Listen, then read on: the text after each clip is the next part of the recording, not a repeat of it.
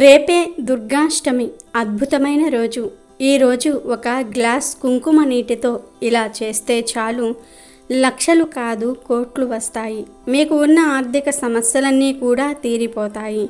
మీ సంపాదన విపరీతంగా పెరిగిపోతుంది. మీరు మట్టిని పట్టినా అది బంగారంలాగా మారుతుంది. ఇంట్లో ఉండే ప్రతి సమస్యకు పరిష్కారం లభిస్తుంది. చాలా మంచి ఫలితాలు కలుగుతాయి. దుర్గాష్టమి రోజు ఈ పరిహారం ఎందుకు చేయాలంటే, ఎర్రటి రంగులో ఉండే కుంకుమ అంటే అమ్మవారికి చాలా ఇష్టం. భారతీయ హిందువుల సాంప్రదాయంలో కుంకుమకు అత్యంత ప్రాధాన్యత ఉంది. కుంకుమ స్త్రీ ఐదోతనానికి గుర్తుగా భావింపబడుతుంది. కుంకుమను నుదిటి మీద బొట్టుగా పెట్టుకుంటారు. గుమ్మాలకు కూడా కుంకుమ బొట్లు పెడతారు. అయితే ఇలా కుంకుమను ధరించటంలో కూడా శాస్త్రీయ కోణం ఉందని తెలుస్తోంది. కుంకుమను నుదిటి మీద పెట్టుకుంటారు. రెండు కన్నుబొమ్మల మధ్య ఉండే ప్రదేశాన్ని ఆజ్ఞాచక్రం లేదా మూడో నేత్రం అని అంటారు. ఈ నేత్రం ద్వారానే మనుషులు భగవంతుణ్ణి దర్శించగలరని హిందువుల విశ్వాసం. అందుకు ప్రతీకగా ఇక్కడ కుంకుమ ధరిస్తారు. ఇక్కడే అన్ని నాడుల కేంద్రం ఉంటుందని భారతీయ సంస్కృతిలో గురువుల నమ్మకం. ఈ కనుబొమ్మల మధ్యలో వేలితో బొట్టు పెట్టుకునేటప్పుడు నొక్కటం ద్వారా శరీరంలో అన్ని నాడులు చైతన్యవంతమవుతాయి. షోడశ సింగారాలలో నుదుట కుంకుమ దిద్దుకోవటం ప్రధానమైనది. గడపకు పసుపు రాసి కుంకుమ బొట్లు పెడితే శుభప్రదమని, లక్ష్మీదేవి వస్తుందని విశ్వసిస్తారు. పెళ్ళైన స్త్రీలు పసుపును తాలిబొట్టుకు అద్దుకొని కుంకుమను ముఖాన దిద్దుకుంటారు.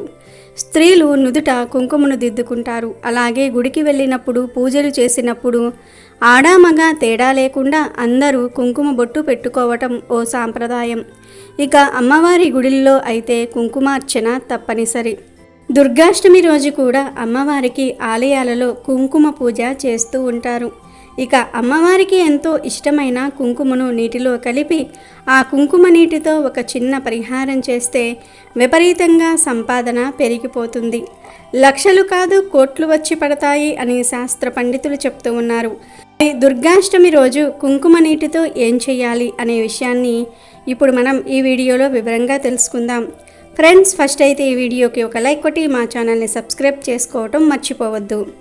దుర్గాష్టమి రోజు దుర్గాదేవిని కొన్ని ప్రత్యేక విధి విధానాలతో ఆరాధన చేస్తే అఖండ ఐశ్వర్య ప్రాప్తి కలుగుతుంది.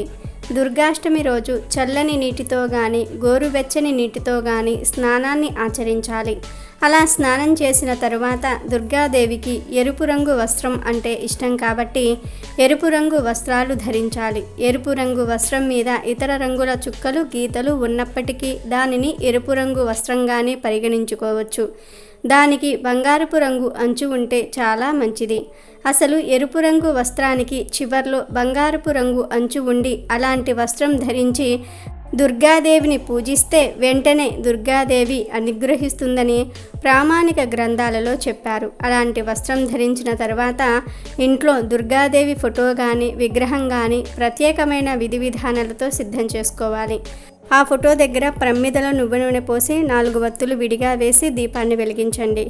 దుర్గాదేవికి ఇష్టమైన దీపం 4 వత్తుల దీపం కాబట్టి 4 వత్తులు విడివిడిగా వేసి దీపం వెలిగించండి. అమ్మవారికి ఎర్రటి పుష్పాల మాల అలంకరించండి. ఎర్రటి పూలంటే దుర్గాదేవికి ఇష్టం. దుర్గాష్టమి రోజు సాయంత్రం 6 లోపు గుమ్మం దగ్గర అంటే గుమ్మం పక్కన కూడా ఎర్రటి పుష్పం పెట్టినట్లయితే అమ్మవారి అనుగ్రహం కలుగుతుంది. దుర్గాదేవిని పూజించేటప్పుడు కూడా ఎర్రటి మందార పూలతో లేదా కుంకుమ కలిపిన అక్షింతలతో లేదా ఎర్ర గులాబీ పూలతో విగ్రహానికి కానీ ఫోటోకు కానీ పూజ చేస్తూ దుర్గాదేవి 108 నామాలు చదువుకోవాలి. 108 నామాలు చదవలేని వారు ఓం ధూం దుర్గాయే నమః అనే ఈ చిన్న నామాన్ని చదువుతూ ఎర్ర పుష్పాలతో దుర్గాదేవికి పూజ చేయండి. ఆ తర్వాత అమ్మవారికి ముద్ద కర్పూరంతో హారతి ఇవ్వండి. అమ్మవారి ప్రీతి కోసం పులిహోర నైవేద్యం సమర్పించండి. పులిహోర పెట్టలేని వారు బెల్లం ముక్క నివేదించండి. జాతకంలో కాలసర్పదోషం ఉన్నవారు దుర్గాష్టమి రోజు దుర్గాదేవిని పారిజాత పుష్పాలతో పూజించండి. పారిజాత పూలు లభించటం చాలా కష్టం. ఒక్క పారిజాత పుష్పమైనా సరే దుర్గాష్టమి రోజు దుర్గాదేవి దగ్గర ఉంచినట్లయితే భయంకర కాలసర్పదోషాల నుండి బయటపడవచ్చు. అలాగే దుర్గా పూజలో జమ్మి ఆకులు ఉంచినా కూడా దుర్గాదేవి అనుగ్రహం కలుగుతుంది. కనుక మీరు కూడా దుర్గాష్టమి రోజు ఈ పనులు చేసి విశేషమైన ఐశ్వర్యాన్ని పొందండి. దుర్గాష్టమి మరియు విజయదశమి విశేష పర్వదినాల్లో ప్రత్యేకంగా అమ్మవారి ఆలయాలకు వెళ్ళి పూజలు చేయించుకుంటారు. ఈ రోజుల్లో అందరూ అనేక రకాల సమస్యలతో బాధపడుతూ ఉన్నారు. ఎన్ని సమస్యలు ఉన్నా వాటన్నిటికీ ముఖ్య కారణం మాత్రం డబ్బే. అందుకే ఆ డబ్బు సంపాదించటం కోసం ప్రతి ఒక్కరూ కూడా కష్టపడుతూ ఉంటారు. డబ్బు కోసమే బంధాలను, బంధుత్వాలను కూడా వదిలేసుకుంటూ ఉంటారు. డబ్బు ఉన్నవారినే సమాజం కూడా గౌరవిస్తుంది. అందుకే ప్రతి మనిషి కూడా ధనం బాగా సంపాదించాలని కష్టపడుతూ ఉంటాడు. కానీ కొంతమంది ఎంత కష్టపడినా సంపాదన పెరగదు. ఎక్కడ వేసిన గొంగలి అక్కడే ఉన్నట్టు సంపాదన పెరక్క ఇబ్బంది పడుతూ ఉంటారు. ఇలా సంపాదన పెరగట్లేదని బాధపడేవారు మరియు సంపాదన పెరగాలని ఆశపడేవారు దుర్గాష్టమి రోజు కుంకుమ నీటితో ఒక చిన్న పరిహారం చేస్తే చాలు సంపాదన విపరీతంగా పెరిగిపోతుంది. వేల నుండి లక్షలు, లక్షల నుండి కోట్లకు చేరుతుందని పెద్దలు చెప్తూ ఉన్నారు. అసలు ఏం చేయాలి అంటే ఏమీ లేదు. దుర్గాష్టమి రోజు ఒక గాజు గ్లాసును తీసుకోండి. ఆ గాజు గ్లాసులో నిండుగా నీళ్లు పోయండి. ఆ నీటిలో ఒక స్పూన్ కుంకుమను వేయండి. ఆ కుంకుమ నీటిలో కరిగేలాగా బాగా మిక్స్ చేయండి. కుంకుమ అందరి ఇళ్లలో ఉంటుంది కనుక అందరూ ఈ పరిహారాన్ని సింపుల్గా చేసుకోవచ్చు. ఇలా కుంకుమ నీటిని సిద్ధం చేసుకున్న తర్వాత ఆ నీటిని తీసుకొని పూజ గదిలోనికి వెళ్ళండి. వెళ్ళి అమ్మవారి ఫోటో ముందు నిలబడి కుంకుమ నీటి గ్లాసుపై మీ కుడి చేతిని మూతలాగా పెట్టి సంకల్పాన్ని చెప్పుకోండి. అమ్మా దుర్గాదేవి, మా సంపాదన పెరగటం లేదు, ఖర్చులు మాత్రం విపరీతంగా పెరుగుతున్నాయి. మాకు వచ్చే డబ్బు సరిపోవటం లేదు.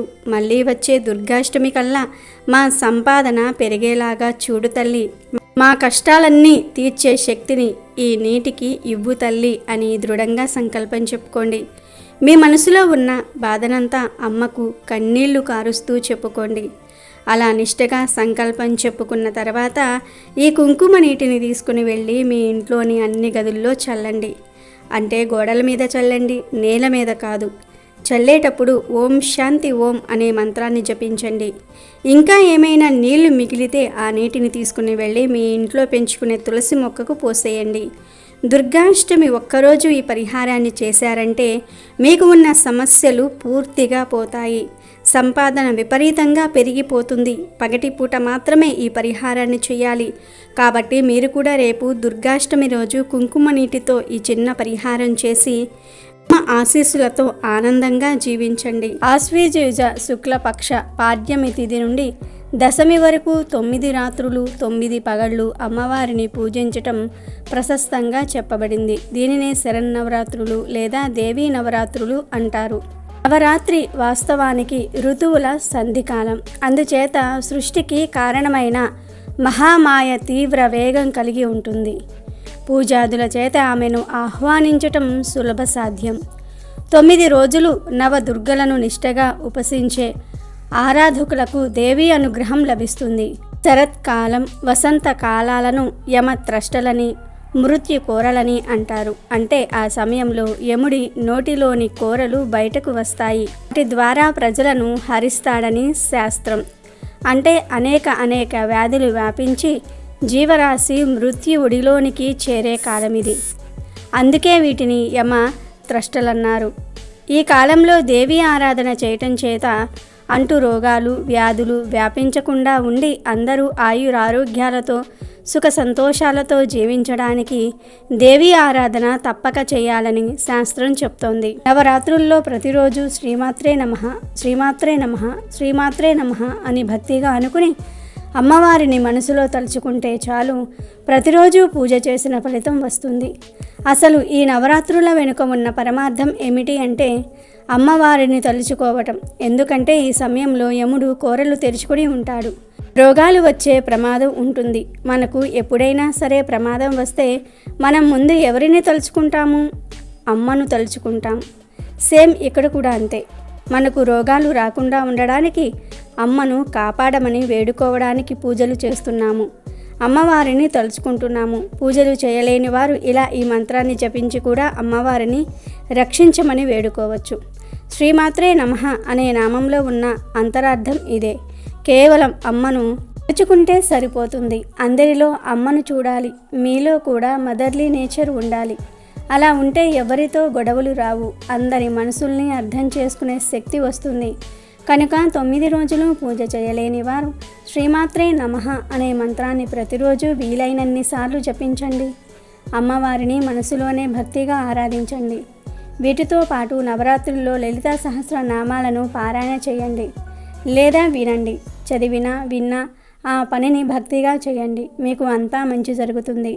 నవరాత్రులు 9 రోజులు పూజ చేయలేని వారు ఇలా చేసినా కూడా ఫలితం వస్తుంది. పూజ చేయలేని వారు అంటే ఆరోగ్యం బాగోలేక, ఎటూ కదలలేక మంచం మీద ఉన్నవారు, వేరే ఊరు వెళ్ళిన వారు, ఇంట్లోని వారు పూజ చేయడానికి ఒప్పుకోలేదని ఆపేసిన వారు, ఇలాంటి వారు ఈ నామాన్ని భక్తిగా జపించుకుంటే ఖచ్చితంగా ఫలితం వస్తుంది. అలా కాకుండా అన్నీ బాగున్న నవరాత్రుల్లో 3 రోజులు లేదా ఒక్కరోజు కూడా పూజ చేయకుండా ఈ మంత్రం జపించినా ఎలాంటి ఫలితం రాదు. అన్నీ బాగుండి పూజ చేయలేకపోతే అమ్మవారికి కోపం వస్తుంది. ఫలితం కూడా శూన్యం వస్తుంది. కాబట్టి అందరూ కూడా ఈ విషయాన్ని గుర్తించి నవరాత్రులలో పూజ చేసే అవకాశం లేనివారు ఈ మంత్రాన్ని జపించి 9 రోజులు పూజ చేసిన ఫలితాన్ని పొంది ఆనందంగా జీవించండి. దసరా హిందువుల ముఖ్యమైన పండుగ. ఆశ్వీజయుజ శుద్ధ పాడ్యమి నుండి ఆశ్వీజయుజ శుద్ధ నవమి వరకు 9 రోజులు దేవీ నవరాత్రులు. 10వ రోజు విజయదశమిని కలిపి దసరా అంటారు.